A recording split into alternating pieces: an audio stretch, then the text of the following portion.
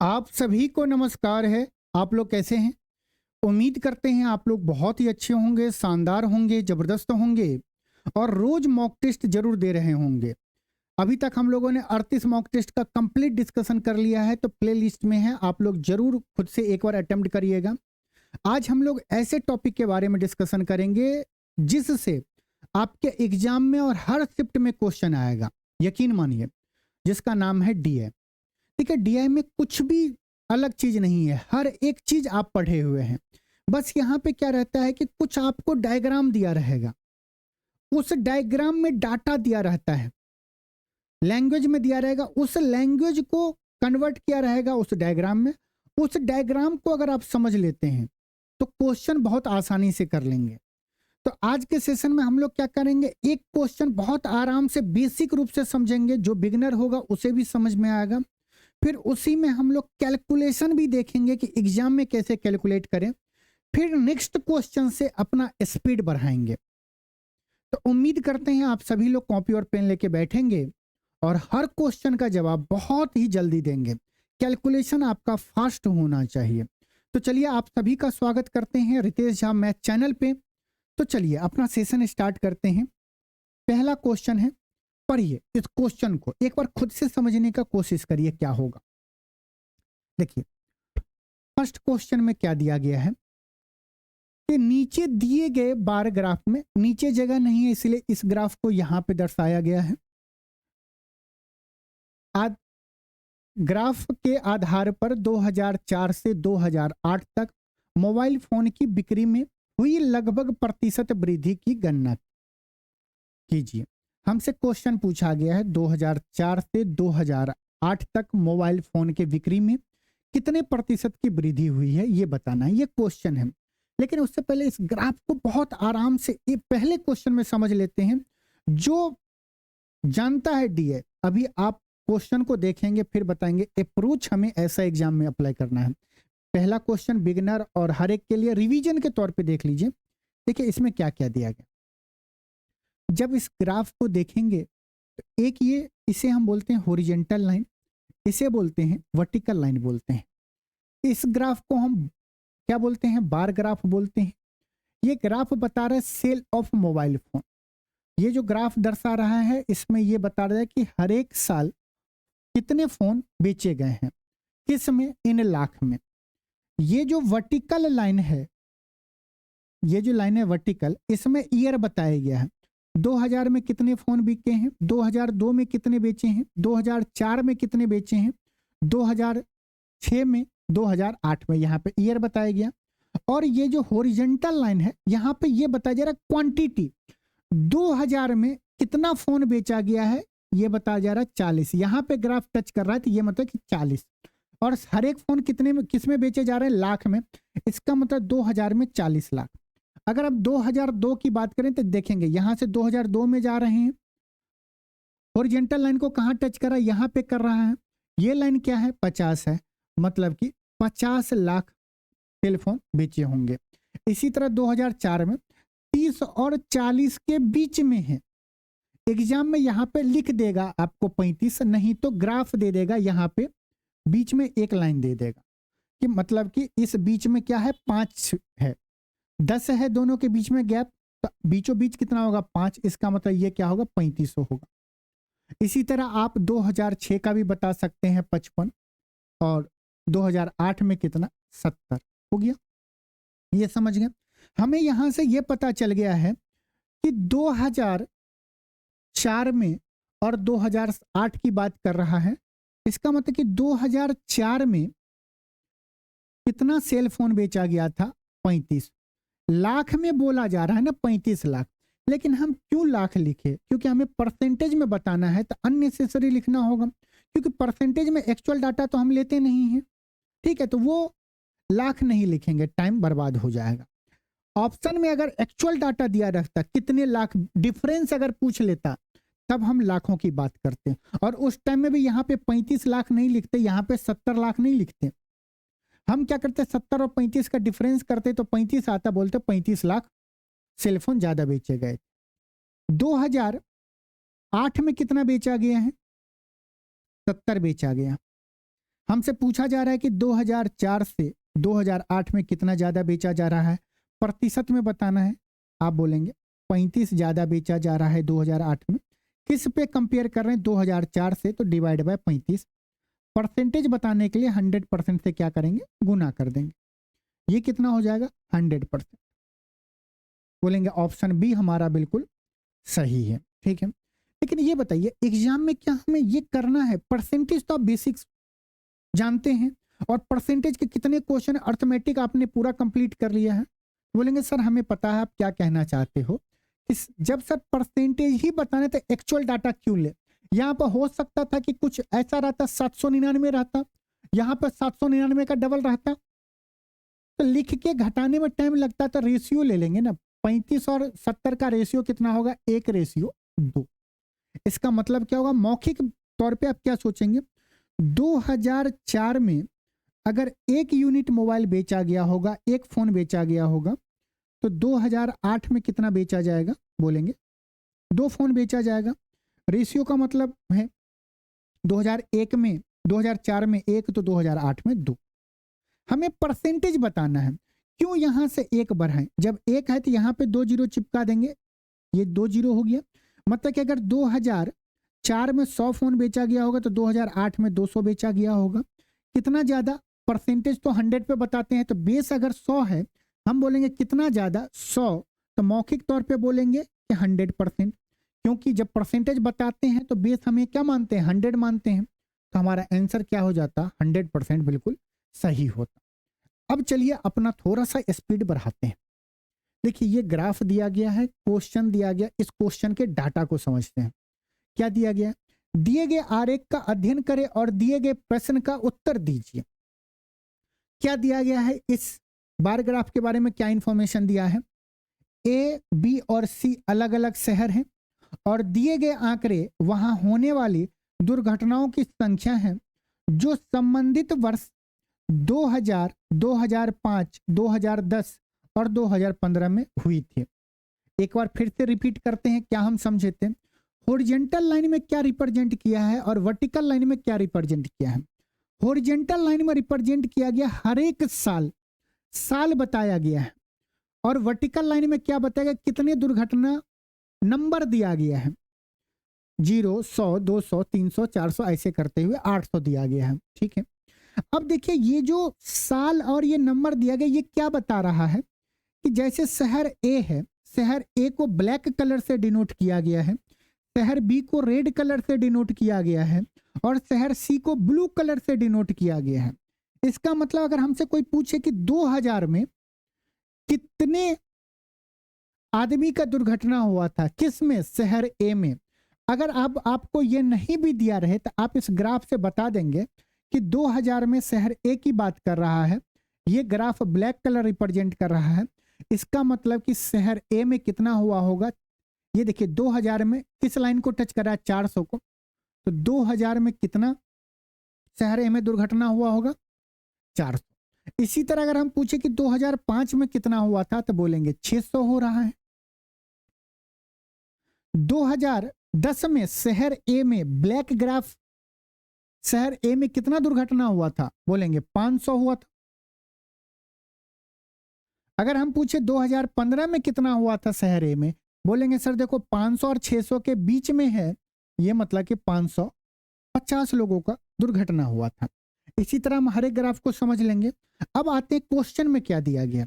दिया गया कि दिए गए आंकड़ों के आधार पर किस शहर के दुर्घटना नियंत्रण को सबसे प्रभावशाली कहा जा सकता है। हर एक शहर चाहता है और हर एक साल चाहता है वहां की सरकार कि दुर्घटना को हम कंट्रोल करें। तो इस ग्राफ के माध्यम से हम कैसे कह सकते हैं कि किस शहर में दुर्घटना को कंट्रोल किया गया है। तो आप बोलेंगे सर देखो हर एक साल हम हर एक शहर के टोटल को पता कर लें कि चारों साल मिला के शहर ए में कितना दुर्घटना हुआ था, शहर बी में कितना दुर्घटना हुआ था, और शहर सी में कितना दुर्घटना हुआ था, और फिर हम देख लेंगे कि टोटल दुर्घटना किस शहर में कम हुआ था। हम ये मान लेंगे कि वहां की सरकार ने क्या किया है, दुर्घटना को कंट्रोल किया है, नियंत्रण किया गया, तभी कम दुर्घटना हुआ। तो शहर ए को हम ब्लैक कलर से बताएं तो यहाँ पे ए लिखेंगे। ए शहर में कितना दुर्घटना हुआ था टोटल? 2000 plus 2005 plus 2010 plus 2015। बोलेंगे 400, 600, 500, 550। जोड़ेंगे कैसे? रुपया के रूप में जोड़िए ना, रुपया आप अच्छे से जोड़ लेते हैं। 400 रुपया प्लस 600 रुपया 1000 रुपया प्लस 500 1500 रुपया प्लस 500 2000 रुपया प्लस 50 2050 रुपया। शहर ए में कितना दुर्घटना हुआ था? 2050 आदमियों का दुर्घटना हुआ था। इसी तरह जब शहर बी की बात करेंगे तो अब क्या करेंगे? बस हमें इस ग्राफ में हर एक साल में बस रेड पे फोकस करना है, क्योंकि लाल लाइन जो ग्राफ है वो किसको रिप्रेजेंट कर रहा है? शहर बी को। ये बताइए 2000 में कितना दुर्घटना हुआ था? 600। 2005 में कितना हुआ था? 500 और 600 के बीच में है 550। 2010 में कितना हुआ था? 300 और 400 के बीच में है, इसका मतलब 350। और 2015 में कितना हुआ था? 300 के लाइन को टच कर रहा है, 300 हुआ था। ठीक है, अब हम इसको जोड़ेंगे, वही बोले आराम से जोड़ना है, ये नहीं कि 0055 नहीं। रुपया कैसे जोड़ते हैं? 600 रुपया प्लस 500 रुपया 1100 रुपया, 1100 प्लस 300 कितना हो जाएगा? बोलेंगे 1400 रुपया। 14 और 3 कितना हो जाएगा? 1700 रुपया। 1700 रुपया हो गया, प्लस 50 रुपया 50 रुपया 100 रुपया। 1700 प्लस 100 कितना हो गया? 1800 रुपया हो गया। शहर बी में कितना दुर्घटना हुआ था? चारों साल मिला के 1800। अब शहर सी की बात करें, अब हमें रेड पे फोकस नहीं करना है, अब हमें क्या करना है? ब्लू लाइन पे फोकस करना है। हर एक साल में ब्लू ग्राफ को देखना है। देखिए 2002 में देखेंगे तो 500 और 400 के बीच में, इसका मतलब कि 550, 550 नहीं, 400 और 500 के बीच में है तो कितना हो जाएगा? 450। 5 में कितना हो जाएगा? 500 और 600 के बीच में 550। जब हम 10 में जाएंगे 2010 में तो कितना होगा? 750। और 2015 में कितना है? 300 के लाइन, ये क्या है? ब्लू लाइन किसको टच कर रहा है? 400 और 500 के बीच में 450 हो जाएगा। ये हम अभी क्या लिखे हैं? शहर सी हर एक साल कितना दुर्घटना हुआ था। अब सबको जोड़ना है, वही मेथड। 400 प्लस 500 900 97, इतना एग्जाम में याद रखना पड़ेगा कुछ मौखिक चीज में। 400 प्लस 500 900 97 16 16 और 4 कितना होगा? बोलो ना 20। 20 मतलब कि 2000 रुपया। 2000 रुपया माइंड में रखो। 50 रुपया 50 रुपया 100 रुपया और 50 50 100, तो कितना होगा? 100 प्लस 100 200। 2000 प्लस 200 कितना हो जाएगा? 2200 रुपया।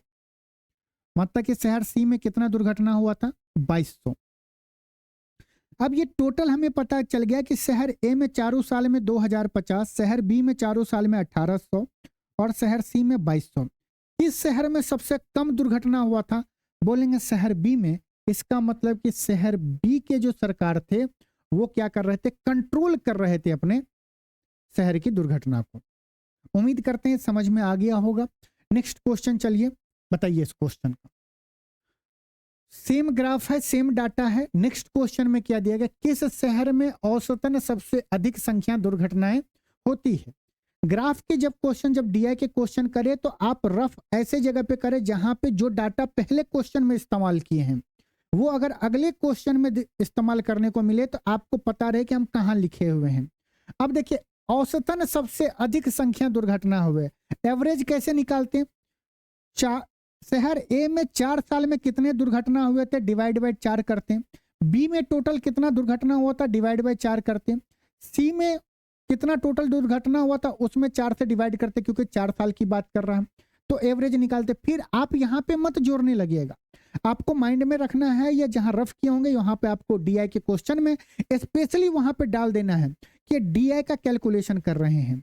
तो बताइए ए शहर में टोटल कितना था?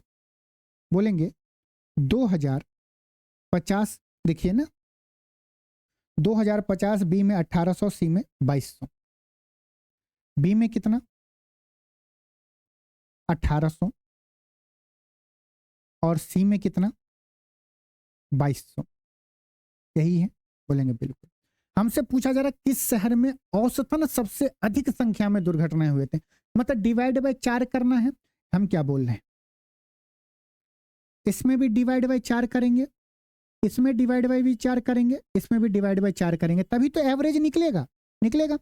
अब ये बताइए, क्या हम डिवाइड करने जाएंगे? बिल्कुल नहीं जाएंगे, क्योंकि हमें ये पता है कि जब भाग देंगे और हर एक जगह बराबर है, तो जिसका अंश बड़ा होगा रिजल्ट उसका बड़ा आएगा।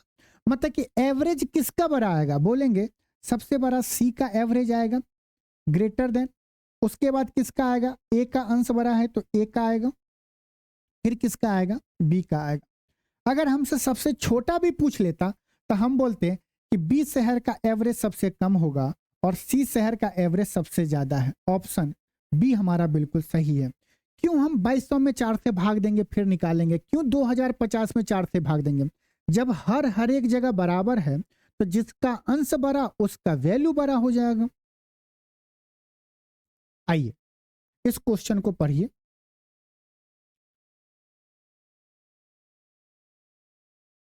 मजा आ रहा है? बताइए क्या दिया गया क्वेश्चन में। निम्नलिखित ग्राफ का अध्ययन करें और फिर सवाल का उत्तर दें। यह ग्राफ एक कक्षा के 5 छात्रों की ऊंचाई को दर्शाता है। अब इतना मान के चलेंगे कि 2 क्वेश्चन से आप सभी लोगों का रिवीजन हो गया होगा। अब डायरेक्ट क्वेश्चन पे आते हैं। अमित और राहुल की ऊंचाई का अनुपात ज्ञात कीजिए। अमित यहाँ पे है और किसके बारे में? राहुल। राहुल यहाँ पे है। अनुपात बताना है, पहले अमित का और फिर किसका? राहुल का बताना है। अमित का कितना है? हाइट 140, राहुल का कितना है? 160। रेशियो ले लेंगे मन ही मन में 7:8। 7:8 किस ऑप्शन में है? ऑप्शन सी हमारा बिल्कुल सही है। चले नेक्स्ट क्वेश्चन पे। अब देखिए, आप जब सीख लेते हैं किसी चीज को तो कैसे ज्यादा जल्दी करते हैं क्वेश्चन को। अब देखिए, ये इसको हम बोलते हैं लाइन ग्राफ। इसमें क्या दिया गया है रिपीट कर लेते हैं, क्वेश्चन को समझ लेते हैं। यह ग्राफ 2010 में विभिन्न परिवहन साधनों का उपयोग करने वाले कर्मचारियों की संख्या दिखाता है। ये क्या ग्राफ बता रहा है कि कहीं पे कोई क्या होंगे? कर्मचारी होंगे। वो क्या करते हैं कि कुछ कर्मचारी कार से जा रहे हैं, कुछ बाइक से जा रहे हैं, कुछ जो आ रहे हैं क्या कंपनी बस से जा रहे हैं, कुछ मेट्रो से, कुछ अदर से जा रहे हैं। अगर हम पूछे कि कार से कितना आदमी कितने कर्मचारी जा रहे होंगे तो बोलेंगे कार के सामने देखिए ये है ना, ये कार में 400 जा रहा है। बाइक के सामने बाइक से कितने लोग जा रहे हैं? 300 जा रहे हैं। ये क्या होंगे? 550। मेट्रो से कितने जा रहे हैं? 150। अदर से कितने जा रहे हैं? 250। लिफ्ट ले रहे होंगे, ट्रांसपोर्ट से जा रहे होंगे, कैब से जा रहे होंगे, किसी के साथ बैठ के जा रहे होंगे मौसम का मजा लेने के लिए। ये पता चल गया। हमसे क्या पूछा? बाइक उपयोग करने वाले कर्मचारी। बाइक ये है, बाइक कितना कर्मचारी इस्तेमाल कर रहा है? 300।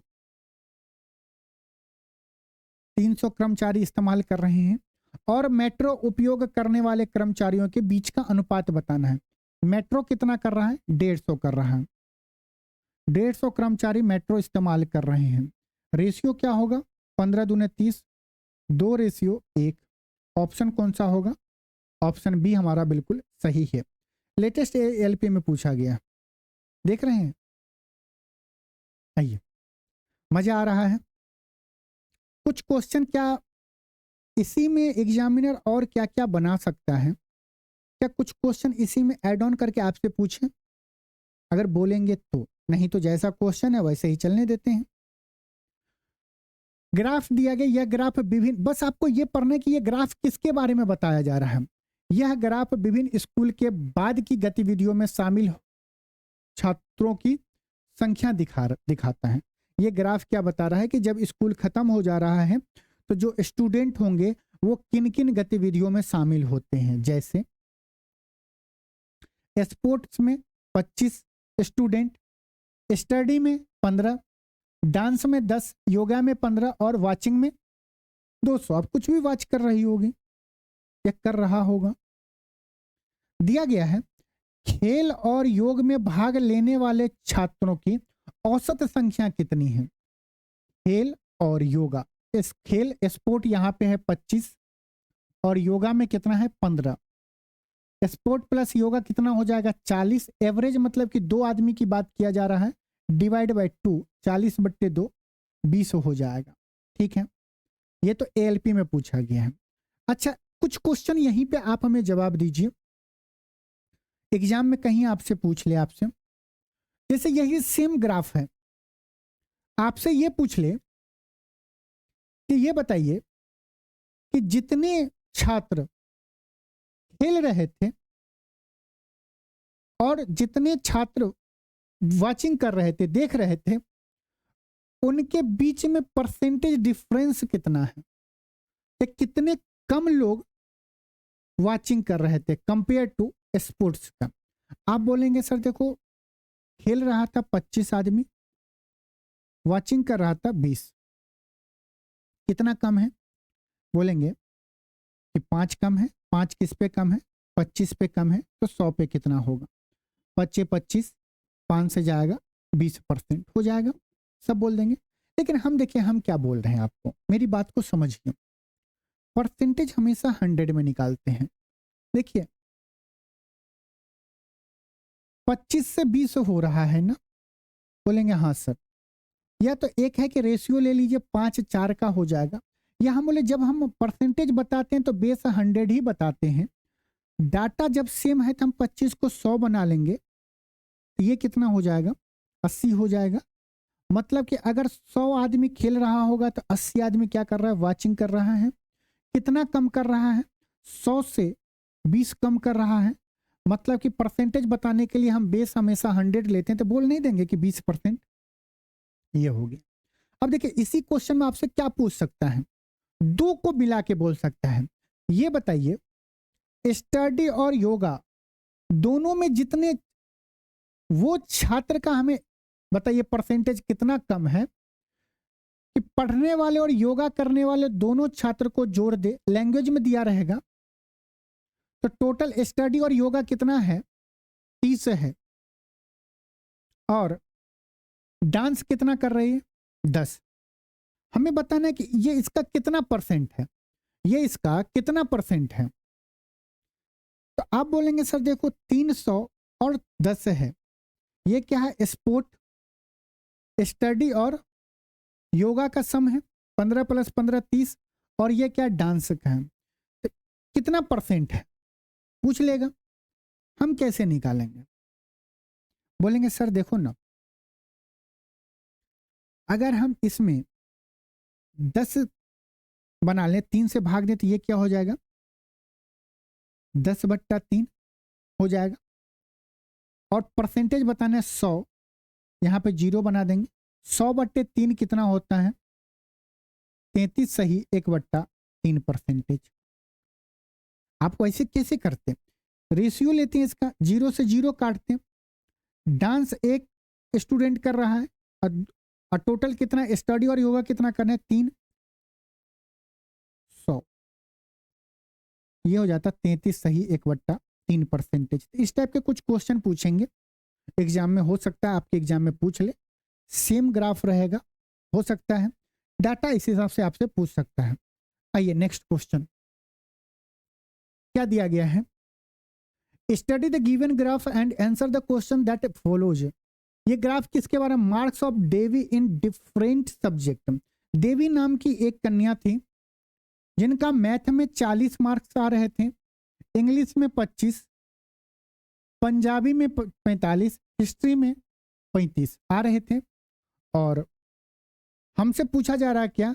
यह ग्राफ देवी के विभिन्न विषयों में अंकों को दिखाया गया, पंजाबी में उनके अंकों का प्रतिशत कितना है? तो देखिए पंजाबी कितना है? 45 है, उनको 45 मार्क्स आ रहा था। हमें परसेंटेज बताना है, तो देखिए यहां पे क्या दिया? Marks out of 50।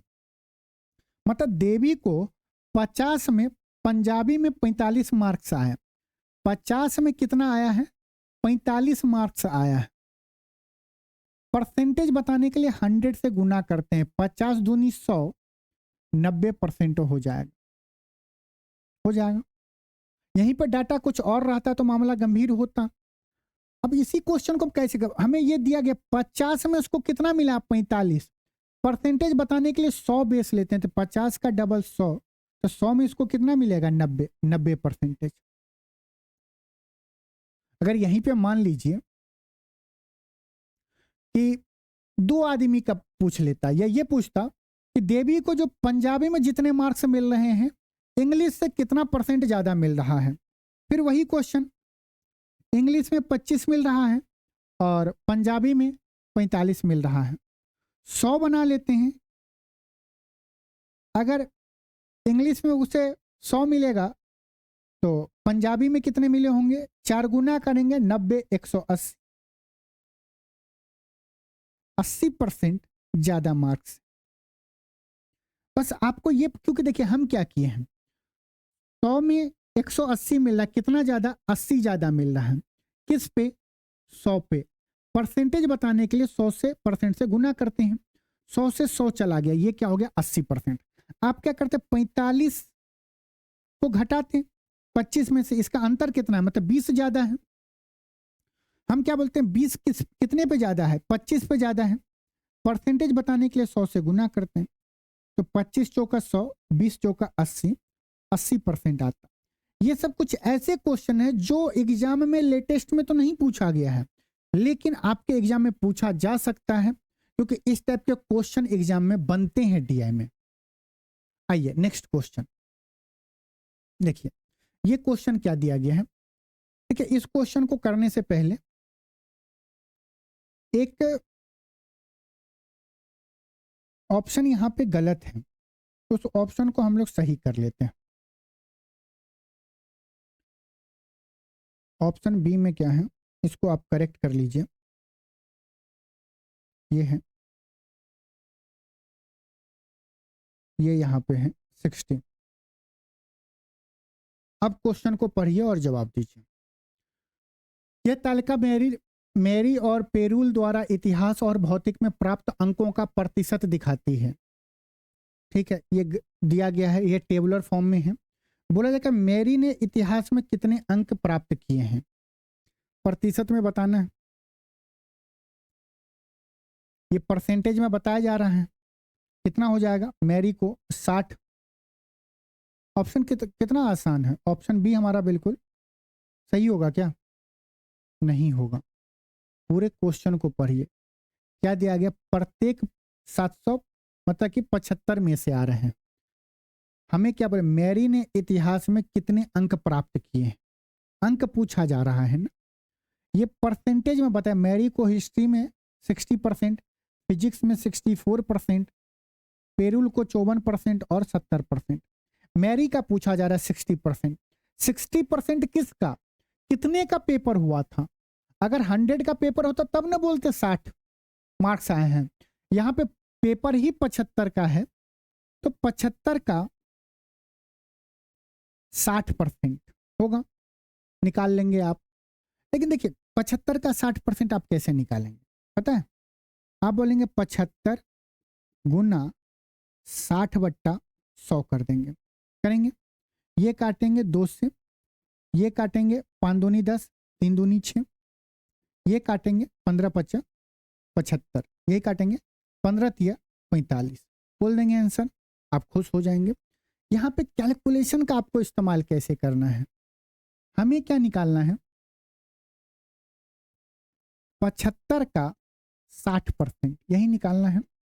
बोलेंगे हाँ सर, 60% सर निकालना मुश्किल हो रहा है थोड़ा सा। अगर डाटा यहाँ पे 75 के जगह पे 899 होता, 795 होता, या कुछ ऐसे रहते, हम कैसे तब करते? हम ये बोल सकते हैं कि ये बराबर होगा 60 का 75%, दोनों रिजल्ट तो बराबर ही देंगे। बोलेंगे बिल्कुल सर।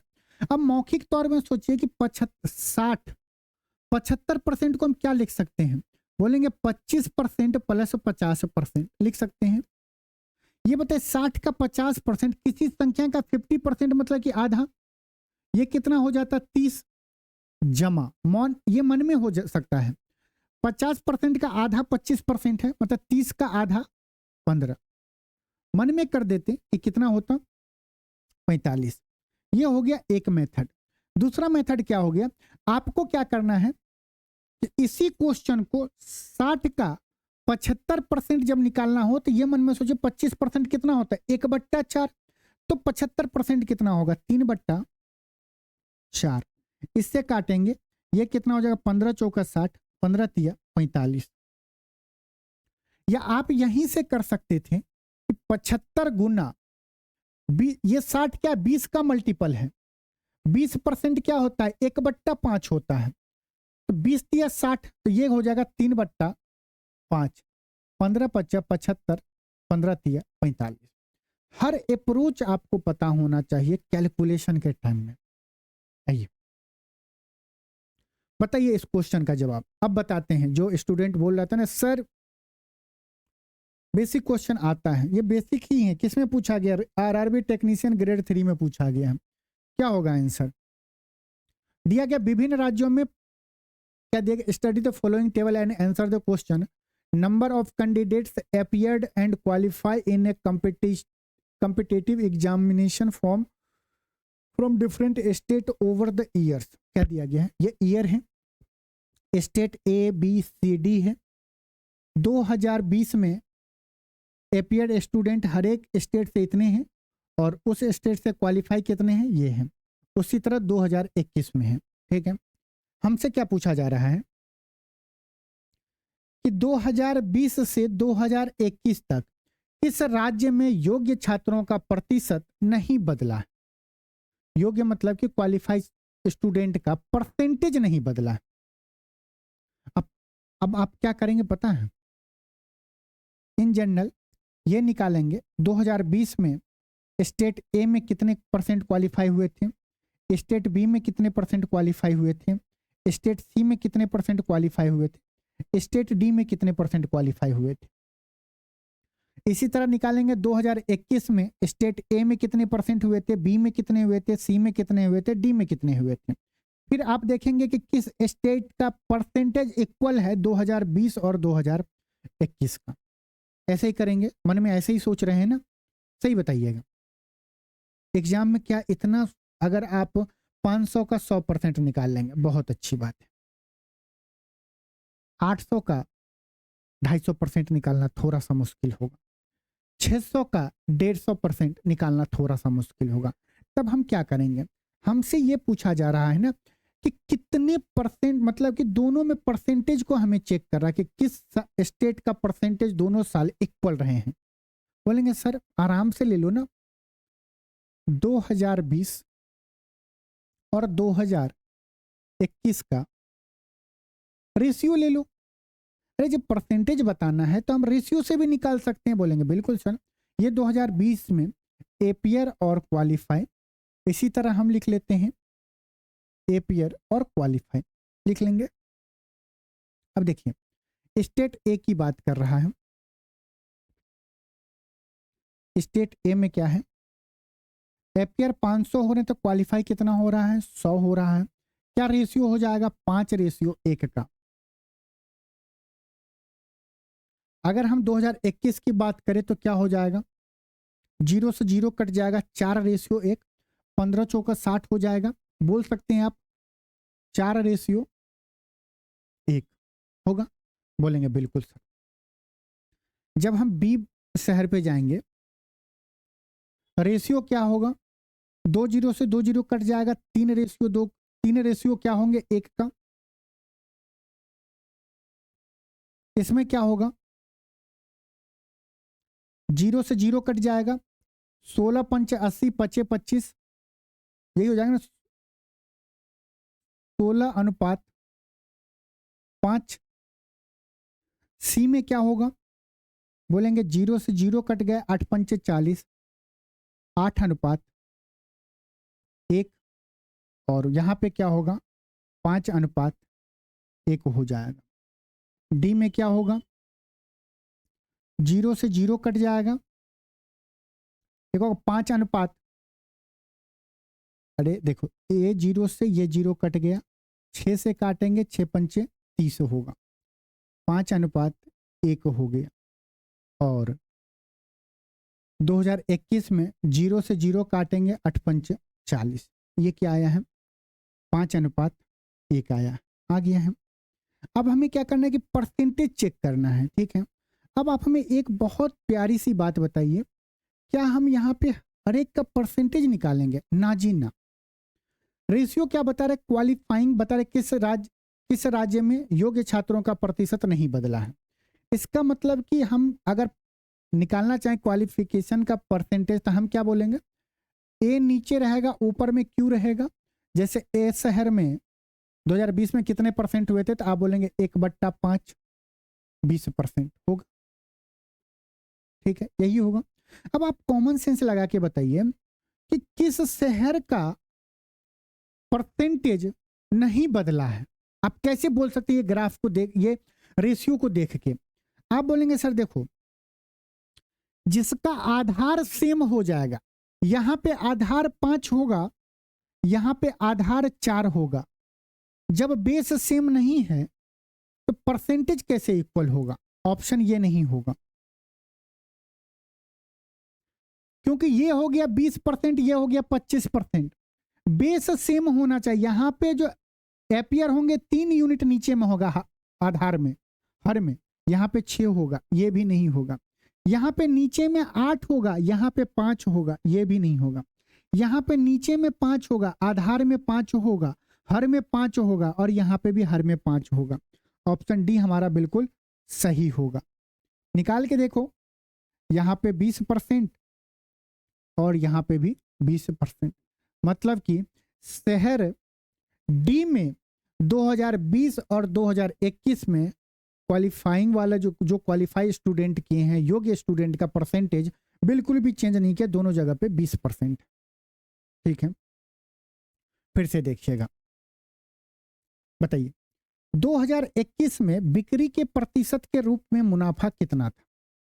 ये क्या दिया गया है, नीचे दी गई तालिका का अध्ययन करें और प्रश्न का उत्तर दे। कंपनी एक्स की बिक्री और मुनाफे को दर्शाता है। तालिका क्या बता रहा है? जैसे कंपनी है 2019, 20, 21, 22, 23 में सेल इतना हुआ है, इन सीआर है 20, 25, 30, 32, 34 सीआर है, 34 करोड़ है। प्रॉफिट 2, 4, 6, 6.5 और इतना हुआ। हमसे क्या 2001 में बिक्री के प्रतिशत के रूप में मुनाफा कितना हुआ था, कितना प्रॉफिट हुआ था? ये बोलेंगे सर देखो 2021 में 300 का सेल हुआ था, मतलब 30 का सेल हुआ था, कितना प्रॉफिट हुआ था? 6 हुआ था। क्यों सीआर लगानी, यहां पे 30 करोड़ क्यों लिखना है? बोलेंगे जब हम 30 रुपया पे कितने का फायदा हो रहा है? 6 का फायदा हो रहा है। 6 तो हमें 100% बताना है। देखो यहां से अगर काटेंगे तो ये क्या हो जाएगा, अगर आप बोले 30 पे 6 परसेंटेज निकालने के लिए आप क्या करते? 6/30 गुना 100 करते, हटा देते, 3 दूनी 6, 20% आता। हम बोले कि ये तो आप कर लोगे, हर एक स्टूडेंट करेगा। आप क्या करोगे? देखो 30 पे 6 का फायदा, तो 10 पे कितने का फायदा? बोलो ना, 2 का। 1 जीरो यहाँ पे मन में चिपका देते, 1 जीरो यहाँ पे चिपका देते मन में। 100 पे कितने का फायदा? 20 का फायदा। और 100 पे ही हम कैलकुलेट करते हैं तो परसेंटेज आता है, तो 100 पे कितने परसेंट का फायदा? 20%। ऑप्शन डी हमारा बिल्कुल सही है।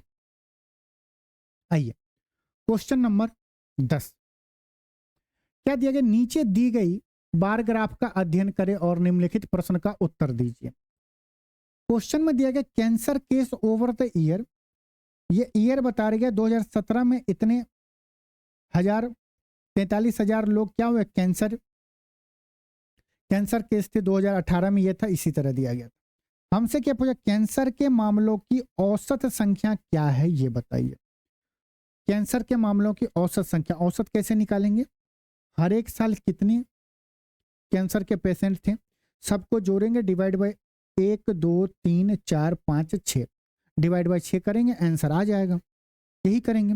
तो एवरेज में अगर आप डेविएशन पढ़े होंगे तो हम इतना बड़ा डाटा हम क्यों जोड़ना स्टार्ट करें? यहाँ पे तो चलो आसान है, यहीं पर तो 599, 585 ऐसे रहता, 58,000, 57,565, तब तो गड़बड़ हो जाता। हम एवरेज कैसे निकालेंगे? देखिए एवरेज निकालें, हम क्या करते हैं, डेविएशन में जाते हैं, हम अपने मन से मान लेते हैं कि अगर इसका एवरेज कुछ भी हो, एक बार ऑप्शन पे ध्यान दीजिएगा, फिर देखिएगा कौन सा ऐसा डाटा मान ले। हम अपने मन से मान लेते हैं कि एवरेज कितना होगा, 5,000, 5,000 होगा। एवरेज कितना होगा? 5,000 होगा। ये हम माने हैं कि सबका एवरेज 5,000 होगा, लेकिन हमारे यार आपके मानने से तो नहीं हो जाएगा, जब वो भी मानेगी तभी तो होगा। तो एग्जैक्ट कैसे निकालेंगे? हम मान लिए 5,000, एवरेज में तो इतना सबको पता है कि हम एज्यूम करते हैं कि अगर एवरेज 5,000 है, मतलब कि हर एक साल कितना मरीज रहा होगा, 5,000 रहा होगा, एज्यूम करते हैं एवरेज में। ये बताए एवरेज से 2017 में कितना कम है? 4300 है, एवरेज से 700 कम है, माइनस का 700। 2018 में 4500 है, 5,000 से कितना कम? 500 कम। 2019 में एवरेज के बराबर है, मतलब कोई भी चेंज नहीं है। इसी तरह 2020 में भी कोई भी चेंज नहीं है। 2021 में कितना है? 1,000 ज्यादा है, और 2022 में 500 ज्यादा है। मतलब कि एवरेज से हर एक वैल्यू इतना डेविएट हो रहा है। अगर हम निकले एवरेज में से टोटल का एवरेज घटा दे, या जो भी वैल्यू माइनस में आएगा तो घटा देंगे, प्लस में आएगा तो जोड़ देंगे। टोटल कितना था? 1 2 3 4 5 6, 6 था, बोलेंगे बिल्कुल। अब देखिए इसको कैलकुलेशन आसान हो जाएगा हमसे कि यहाँ पे 700 का कम था, यहाँ पे 500 की कमी थी। 0 0 6,000, 1,000 ज्यादा, 5500, 500 ज्यादा, यही है। ये देखिए 700 प्लस 500 1200, यहाँ पे हो गया 1500। 1500 में से 1200 घटाएंगे तो क्या होगा? 300, प्लस का 300 होगा। इसका मतलब कि हमारा जो एवरेज होगा 5,000 प्लस 300 बट्टा 6 होगा। काटेंगे क्या होगा? 6 पंचे 30, 50। मतलब एवरेज जो हम 5,000 माने थे उससे कितना ज्यादा होना चाहिए था? 50। इसका मतलब एवरेज कितना हो गया? 50 50। ऑप्शन कौन सा? सी बिल्कुल सही है। तो आप डेविएशन से कर सकते हो। वैसे आप जोड़ते हैं, यहाँ पे बोलते सर जोड़ लेते हैं 4300 plus 4500 plus 5,000 plus 5,000 plus 6,000 plus 5500, जोड़ के डिवाइड बाय 6 करते हैं, आंसर आ जाता है। लेकिन डेविएशन से करने से आपका कैलकुलेशन थोड़ा आसान हो जाता है। क्या दिया गया है? यह ग्राफ विभिन्न विभिन्न दुकानों द्वारा एक सप्ताह में बेचे गए लेखों की संख्या को दिखाता है।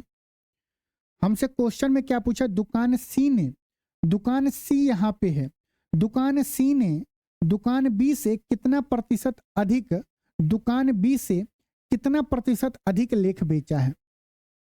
कंपेयर कर रहा है किस से? बी से। बी का कितना है? बी का कितना है? 1250। सी का कितना है? 1500। इन जनरल स्टूडेंट सिंपल क्या करेगा सर? देखो ना 250 का वृद्धि हो रहा है, आप क्या करते? देखिए बता दे, 250 का वृद्धि हो रहा है किस पे? 1250 पे। तो 100% पे क्या होगा? जो तेज होगा वो काटेगा 0 से 0, 25 से काटेगा 25 25, 5 से काटेगा 20 से, बोलेगा सर 20%। आंसर बिल्कुल सही है। हाँ जी बिल्कुल सही है। लेकिन डाटा यहाँ पे देखिए घटाना जोड़ना क्या करें हम? आसानी से बताएं क्या? सबसे पहले आप रेशियो ले लीजिए, जब परसेंटेज बताना है 0 से 0 कट जाएगा, 25 25 125, 25 छक्का 150। 5 पे कितने का फायदा? 1 का फायदा। किस पे? 5 पे 20% का। या आप मौखिक तौर पे कैसे जाते हैं सर? 5 को 100 बना लेते हैं, 20 पंचे 100, 120। 100 पे कितने का फायदा? 20 का फायदा। और परसेंटेज हम 100 पे ही निकालते हैं तो 20%। 100 पे जो वैल्यू बताता है वो परसेंटेज बताता है, 20%। अप्रोच आपका सही होना चाहिए। क्वेश्चन नंबर 12, ये कि 2016 और इतना का औसत निकालिए। बहुत आसान क्वेश्चन है। इस क्वेश्चन का जवाब एएलपी में पूछा गया है। एवरेज निकाल लेंगे, 2016 और 18 का एवरेज निकाल के आंसर बताएंगे कमेंट में। आप सभी के लिए होमवर्क या रेंट वर्क या लिविंग वर्क कमेंट में जरूर बताइएगा। अब हम लोग देखिए टेबलर कर लिए हैं बेसिक, जो आपके रेलवे के या ग्रुप डी में अभी आपके पूछेंगे। और पाई चार्ट बचा हुआ है, पाई चार्ट भी एक दिन बैठ के उसमें 2 ही टाइप के क्वेश्चन बनते हैं, या तो डिग्री में दिया रहेगा डाटा, डिग्री का रिलेशन किसी से बता देगा, या आपको परसेंटेज में दिया रहेगा, परसेंटेज के इक्विवेलेंट आपको कुछ न कुछ वैल्यू पूछेगा। तो चलते हैं, मिलते हैं नेक्स्ट क्लास में। इस पूरे वीडियो को एक बार जरूर आप देखिएगा, आप खुद से हर एक क्वेश्चन को सॉल्व करिएगा और कमेंट में जरूर बताइएगा कि आज के क्वेश्चन टोटल में आप लोगों ने कितने क्वेश्चन का हमारे साथ सही जवाब दिया है। तो चलिए मिलते हैं नेक्स्ट सेशन में। आप सभी लोग अपना ख्याल रखिएगा। चैनल पे नए हैं तो चैनल को सब्सक्राइब करिएगा, लाइक करिएगा, शेयर करिएगा। चलिए, नमस्कार, जय हिंद।